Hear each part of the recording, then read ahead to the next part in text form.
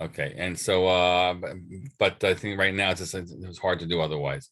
Let's turn our attention to the text. Okay, Bobby, we lost you. No, I'm here. I'm having computer issues. Computer issues. Okay. So I'm on my phone right now. So don't ask me to read yet. I won't ask you to read yet, but I have to tell you, your mic is much better than when on your computer. We got to work on your computer mic. Thank you. Do you fix computers? Sure. Okay. When the storyline ends, right? We learn the names of the two people involved in the story of Baal Peor, Zimri and Cosby, and then God says at the end of this, I want you to they say a sail. It's not. Let's see what Rashi says for a second. That does not. I don't even know what that means, to assail them, right? It means to hate them. So to remember them, right? To remember them, the Raz, Kemo Zachor, Shamor, Lashonaveh, Lechem Le'ayevotam. I'm to clarify. You have to fight them. Le'ayevotam. You have to make them your oyev. And I want you to actively go ahead and fight them. Kitzarim Heim Lachem, they are deserving of being fought. Because of the their maneuver that they how they manipulated things around Baal Peor, and specifically Cosby's role. So I want you to hate them and to fight them, and that will be something we'll meet later on after Parshas Pinchas is finished. Okay, so that but. We read that in the next lines, Vayhi acharei hamagefa, and it was after the magefa.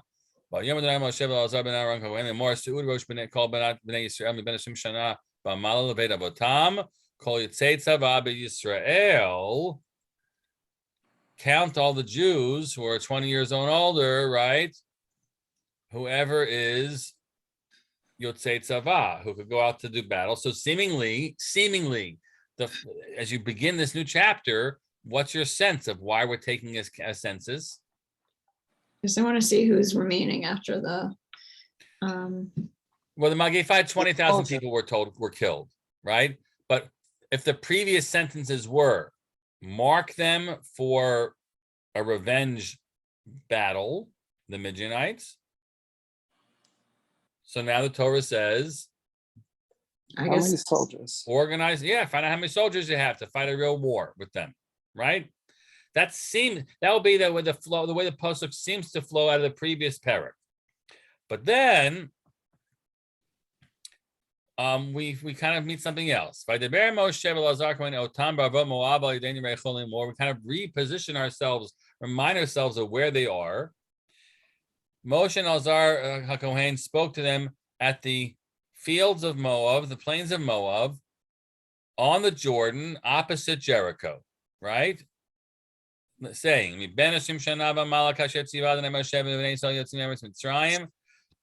to count all those for anybody who is 20 years and older, as God has commanded. Somehow not related to the topic of fight this darn Midianites, but somehow related to the fact that they are positioned in the plains of Moab opposite Yericho.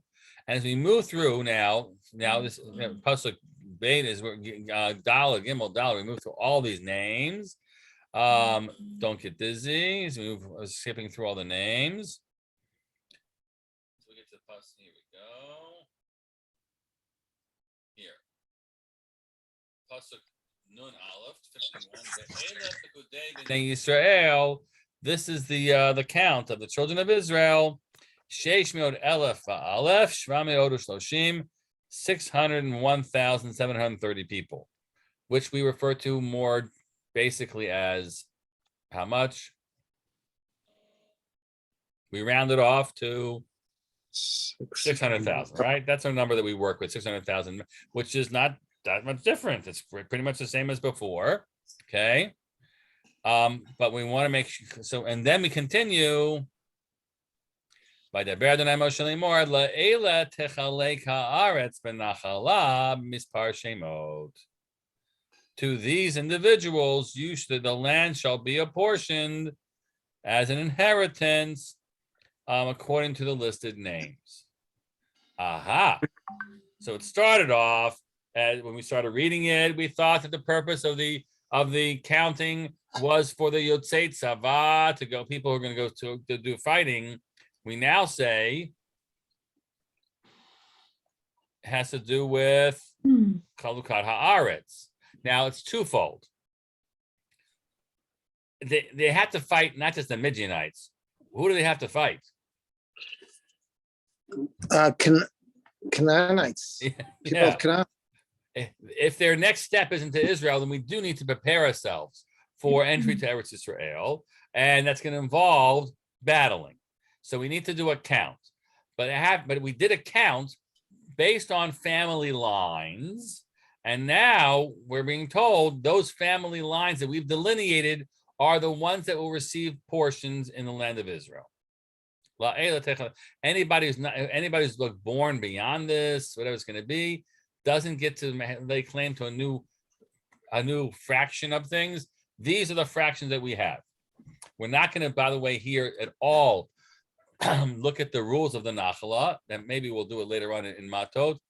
But the basic point is La Rav Tor Ben Nachalato Lamat Tamid Nachalato Ish Lefi B'Gadav Yitan Nachalato. Large groups increase the share, small groups reduce their share, different ways in which Rashi, Ramban, and others read this, and Chazal do read this, but it's going to be proportionate. We'll just say proportionate. They all get it. And then we say proportionate and also it's going to happen through a lottery.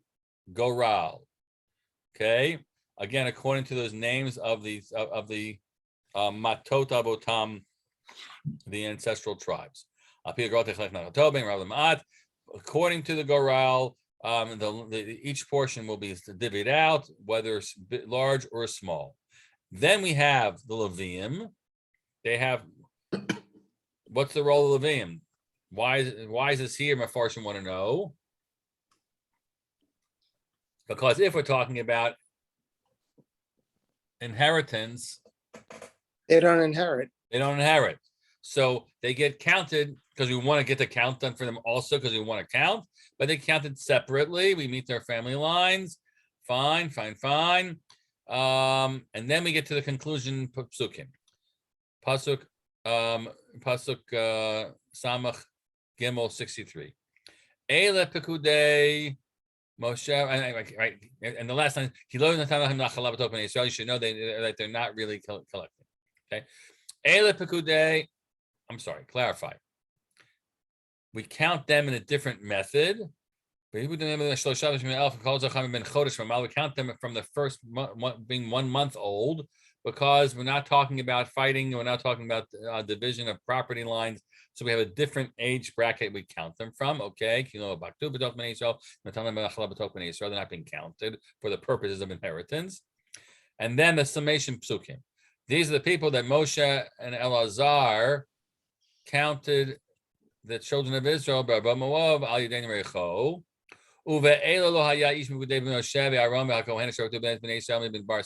read it carefully. And amongst these people, there was not a person from the count that Moshe and Aaron did when they did a count in Midbar Sinai. What does that mean? What count are we talking about? Asher Pakdu Midbar Sinai.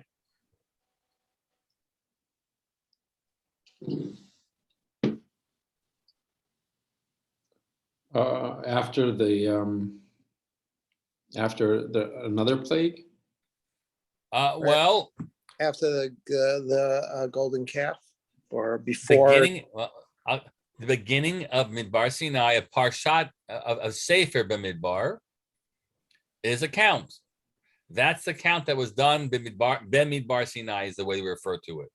So that was done in the second year in the wilderness. What year are we now in? 40th. The 40th year.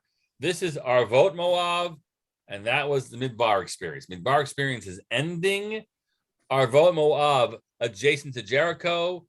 What period are we beginning? Entering Israel. Right. And we should know that not a single person that was that when they took the count of all these people, not a single member of and that they counted was alive. Was counted in Moshe's count. Yehoshua ben Nun. And not Right. Because God said you're all going to die in the desert. The only notable exceptions were Caleb and Yeshua. Everybody else was under 20 40 years ago, right? Or 38 years ago. We're not going to get the math down perfectly.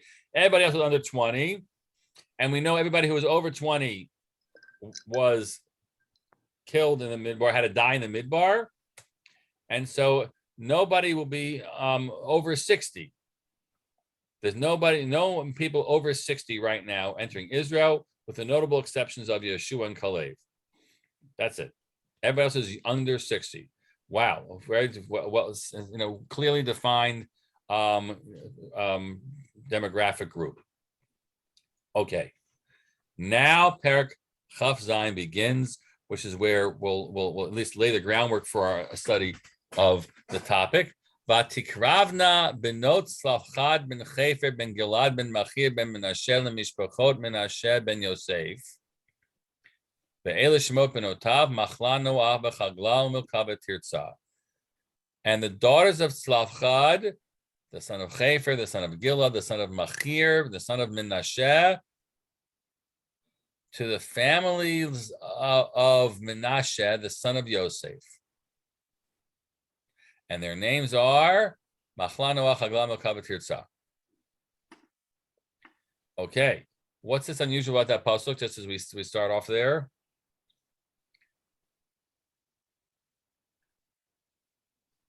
The Torah, Right. I mean, it rarely names daughters.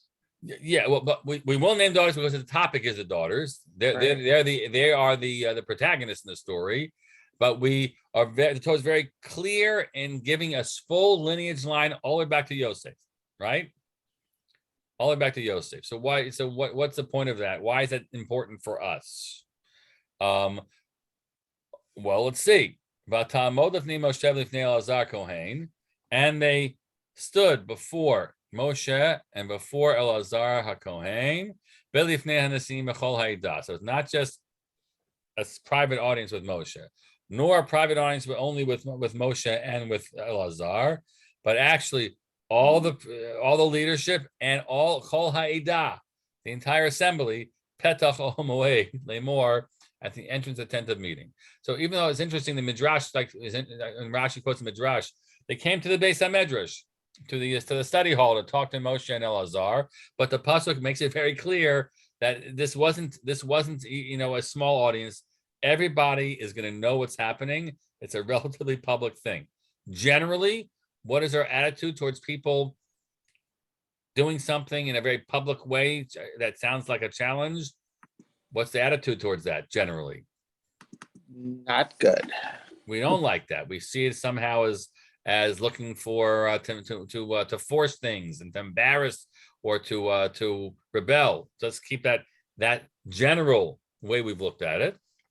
But there they were. They stood there, and they said, "Lemor." They said, "Avinu made bamidbar. Our father died in the wilderness. And he was not amongst the assembly of people who had gathered against God. Ba'adat Korach, in the assembly of Korach. He died of his own sin. In his sin, he died. Ubanim lo hayulo, and he had no sons. Lama yigarashim avinu b'toch mishpachto. Why should the name of our father be lost from amidst his family? Just because he has no son. Give us an inheritance in the amidst our father's brethren. And Moshe brought their judgment before God. Father, we have two of you apparently. Okay. So what do they want? Land.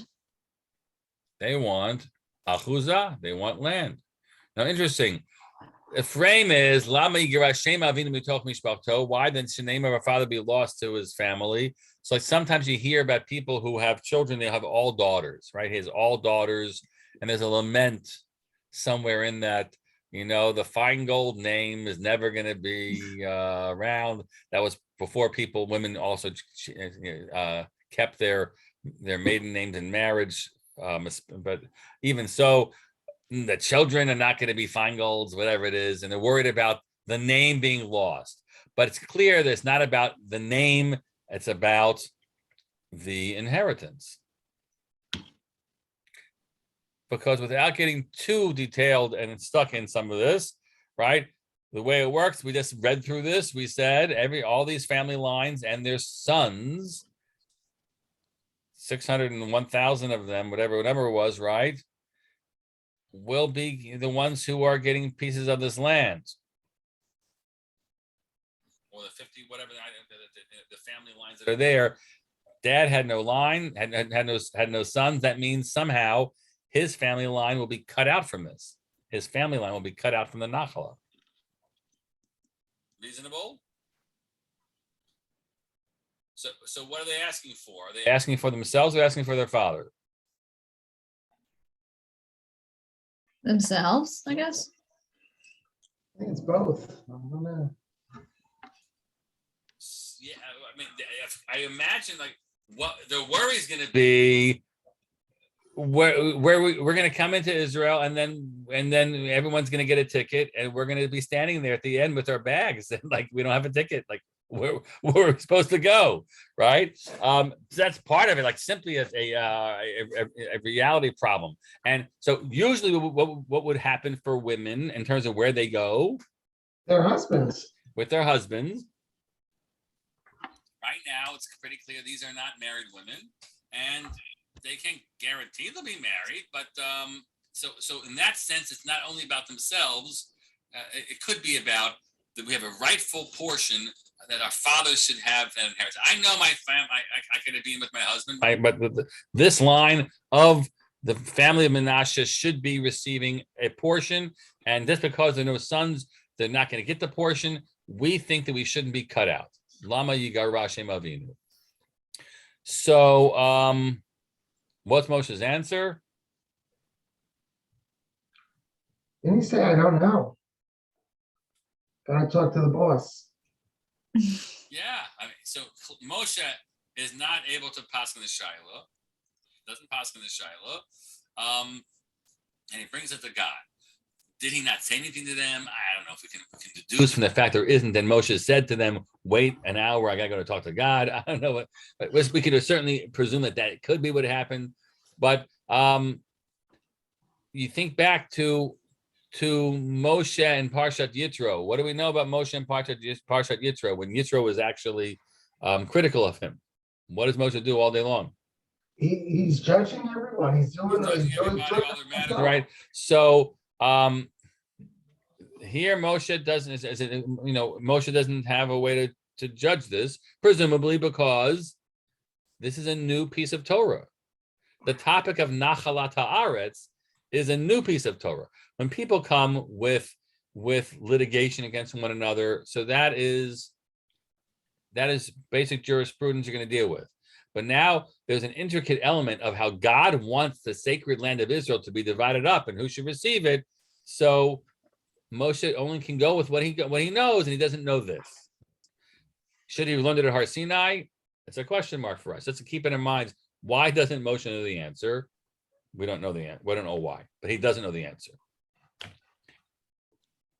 And God gives the answer.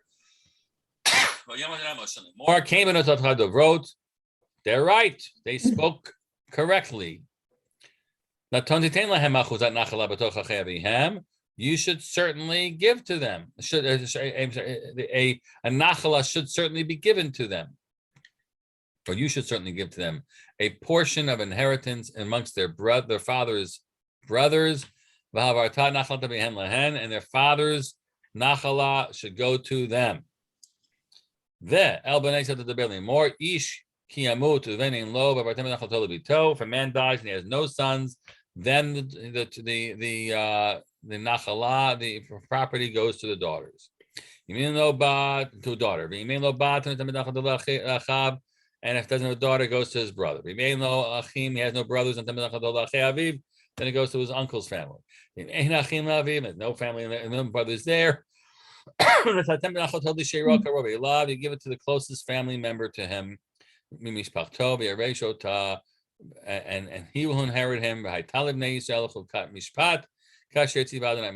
this will be for the children of Israel as a set statute, procedure, as God had commanded Moshe. So let's just ask a question before and then we'll go back to start analyzing some text, right? If this hadn't happened, number one, if the daughters of Tzlofchod hadn't said, hey, why should we be left out? Then what would be seemingly the halacha? What would have happened? Never would have made this correction. They would have been standing there, and when Yeshua did the land with their bags, and no one would have, and nothing would have, nobody would have proactively said, we have a few families that need to be dealt with, right? No. So it does teach you a certain statement. Now, again, it's not unheard of that the exceptions to the rule don't necessarily get known and noticed until they bring themselves forward. Okay, that's okay, fine. The second part is, though, that if they hadn't brought their case, then what would have been the rule for any other women, right? It wouldn't have been a rule in the books, unless you say that this is how God was waiting for this moment. But this is an example of case law that becomes then precedent law. God has the two steps here: case, then precedent. And we don't know. We have been taught the precedent without the case. Precedent's the wrong word. The principle. Okay, so those are some fair points to make. Let's go to the beginning of this and just try to look at the questions that we have. It's also a good lesson that you have to ask for what you want. You have to ask. You have to be advocates. Everyone needs an advocate. If you're in the hospital, you need an advocate. If you're out, you need an advocate. Or an advocate for yourself, you got a voice. Okay, so we asked one question, which is just to know what's the purpose of the whole Yichus line here, what's being taught to us. What other questions do we have? Look at their presentation. Our father died in the desert, and he was not amongst the people who had gathered against God in the assembly of Korach. He died of his own sin, and he had no sons. Why do they have to justify their claim or their request?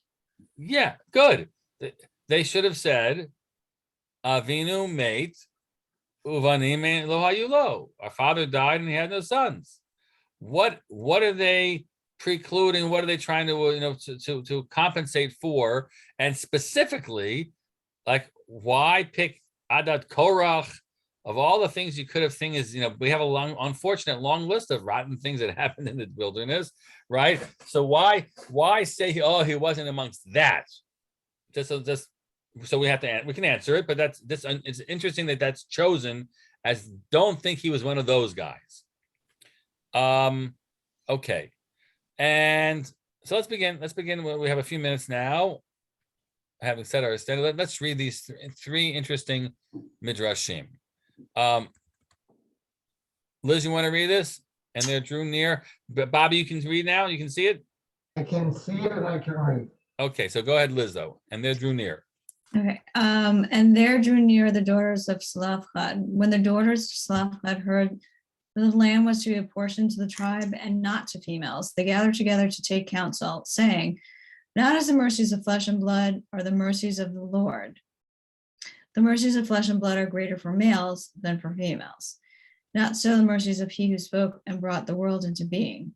His mercies are for males and females equally. His mercies are for all. as it is written in Psalms, the Lord is good to all and his mercies are upon all of his creations. What do you think about this midrash? So it sounds like, given the culture at the time, right, that there's male bias, but God is not biased and is equitable. Yeah. So first it says it's a male world, and men take care of men before they take care of women. But God doesn't work that way, and God would not like that. And so it's actually quite a beautiful statement about an assertion about the Torah being, however patriarchal the rules are, and here there's a patriarchal rule of Nachala. You should know that it doesn't mean that God is unconcerned for the women any more than the men. You need to have a system of inheritance, however we have to understand it. That's fine, but God doesn't cares as much about women's realities as men's realities. It's a very assertive midrash. Surprising for us to come across in such an overt statement, which is intriguing because they come to Moshe with their request. But they justify their request through their father's morality. We'll see about the morality in a second. But what could have happened, based on the midrash says that men look after, they have more mercy in men than women. So what risk were they taking? But Masha, what do you mean? made his opinion right there and then. Right, that Moshe wouldn't have gone up to God first. He would have said, "Sorry, ladies, these are the rules of Nachala and tough noogies that you didn't, your father had no sons, and tzedakah will take care of you," right? Something like that. So it's interesting that the midrash presumes that basar v'dam aren't going to be nice to women, but they have to go through basar v'dam to get to Hashem. Unless they believe that Moshe, as God's emissary, would not be like the rest of Basar V'Dam. I would hope that will be the case, right? Moshe, who represents God here on this earth this way, isn't going to be like your average man who thinks only of other men and not merciful to women. Okay, number one, and certainly the Torah, by the way, goes out of its way. God insists over and over again in its rules about how to treat the widow and the right almana, because they know that humans will be bad and God doesn't want humans to act badly. Okay, that's a very beautiful opening midrash. Let's take a look at the second part of the Sifrei that follows. So they were worthy daughters. Yeah, we'll read it quickly and we'll come back to this again next time. Go ahead, Alex. You want to read it? The son of Chefer, and Gilad. Go ahead. The son of Gilad, the son of Machir, the son of Menashe. Scripture apprises us that just as Tzlofchod was a firstborn, so were all of the others firstborn, and to apprise us that they, the daughters, were worthy daughters of a worthy man. They were worthy daughters of a worthy man. These are fine women, finer women. You should think very positively about them. Skip down to the next one. Natan says. Rav Natan says, it is written above, for the Lord has said of them, they will surely die in the desert, and there was left not a man of them, etc., followed by, and there drew near the daughters of Tzlofchod, etc. What is the connection? So the way the previous parak concludes, we talk about everyone's going to die in the desert, and the next sentence about Benot Tzlofchod. So what's the connection? We know the connection is. The connection really is Nachalat Haaretz for the men, previous chapter, the women who can't get a Nachalat Haaretz. But now the Midrash is playing a lot of tricks here. So what's the connection? Scripture comes to teach us that the strength of the women in that generation was greater than that of the men. The men saying, "Let us make a leader and return to Egypt," and the women saying, "Give us a holding." So I want you to think back to those bad days when the spies came, and what did the men say? Let us make a leader and return to Egypt. The women say, "Give us a nachala." So if we can just pause for a second and we can hop back there for 1 second. Let me make sure I got that right because I'm a little surprised. In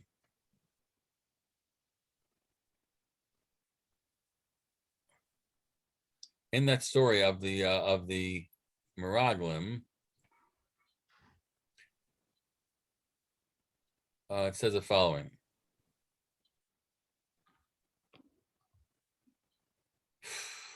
Hold on a second.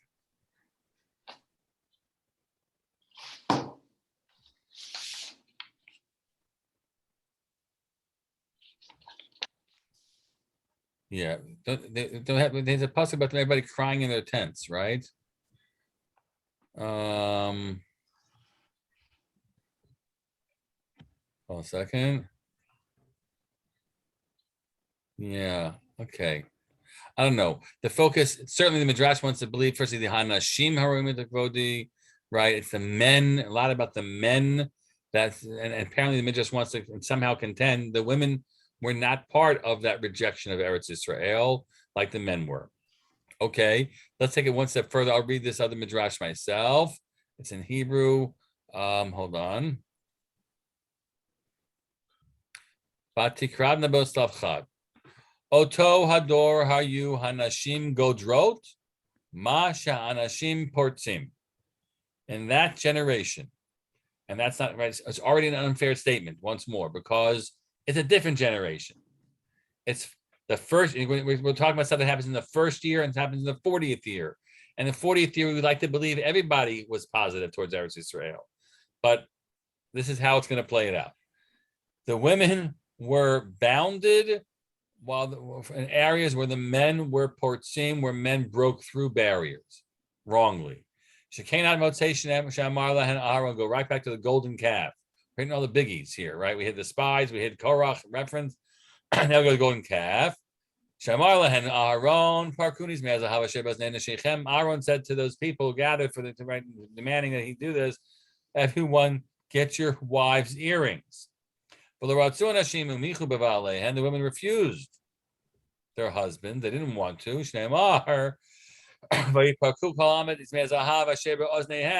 The people did it in their own ears, which is understood to mean the men had earrings also, and the women wouldn't give up theirs, and only the men's earrings. You know, the men broke through, the women were loyal. They didn't participate in the golden calf. Same thing with the spies who brought evil reports. The men who came back and decreed, they're the ones, on them the men came back and spoke Lashon Hara, on them the decree was made, and the women were not part of the Eitzah. That's not fully fair because there were 12 spies, but everybody else who freaked out afterwards, is it clear that the women were not participating? I just been looking for the psukim. It's not clear, but that's what they want to contend. Basically, the men were the ones who are saying we don't want to go back.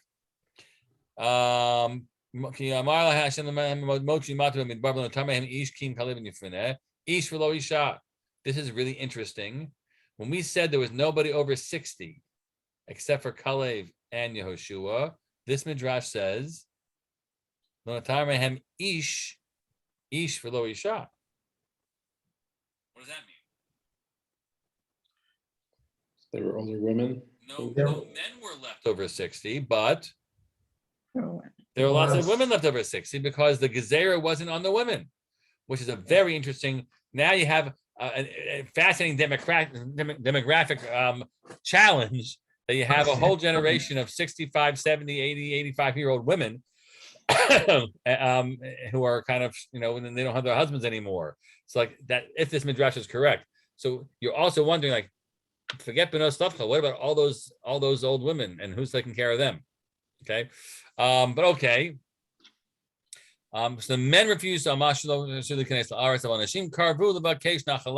we look at B'nai Tzlofchod as an example of the way that women women always wanted Eretz Yisrael, Nachala Ba'aretz.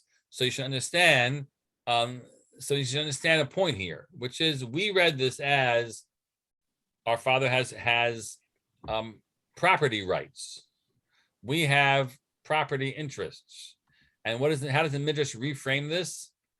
It's not about just property. It's about serving. It's about a chelek in Eretz Yisrael. Right. We want to have a hold of Israel. Israel matters to us. I'm not worried about having, a portfolio of properties. I'm worried about having a portion in Israel. And it's a religiously pious desire on my part, not just a financial one or a claim that we have and a right that I have. I want part of Israel. We women care about Eretz Israel. Those stupid men, messed it all up. We always wanted it. You got to give us an opportunity to have our father's nachala. So we're going to stop here. Well, actually, Go I was ahead. just thinking, like to go back, I don't know if this is a valid connection, you could say, but so we started out the conversation by noting that the original, or maybe I have this incorrect, but I thought that at first we're talking about counting, right? Because now I'm like losing my train of thought, but and I thought it goes from counting, right? Because we want to be prepared to fight, right? And then it becomes a question of property. So we're counting for distribution, not for like to see if we have enough men to fight. So I guess the question is, just thinking about male versus female perspective, is like, so if you were a male, maybe you would have more or greater bodily concern for this chelik, right? Because, or this land, because you had to defend it, right? So you're walking into a situation where we're literally put on the line, right? Versus a female, they're not fighting. So I'm not saying, but I'm just trying to like, I guess, make that connection. That's to an the interesting beginning connection, right? and the perspective that we started with, right? And the here we're kind of divide. flipping on its head, where we kind of have a sense, if you remember, the crime, the sin of the Meraglim partially was the fear. We don't want Eretz Israel because it's scary to have to go fight against these giants who are there. It's not going to be a cakewalk into Eretz Israel, right? So they were not ready to make this sacrifice for Eretz Israel. So I actually, so this midrash I think is an unfair midrash. It does describe the first generation, but this next generation, who are being counted as army fighting men, no one's putting up a statement saying, no, we'd rather stay here on Avar Yarden because we don't want to go fight. That's another story about Menashe, interestingly, right? But so they are ready to give themselves up. So this midrash which says men bad Israel, women good Israel is really not so fair. I mean, I'm glad it's nice to meet the women, but the men actually seem to care a lot about Israel. That'll be a separate contention. Anyway, Shikoach, everybody. Let me start the recording.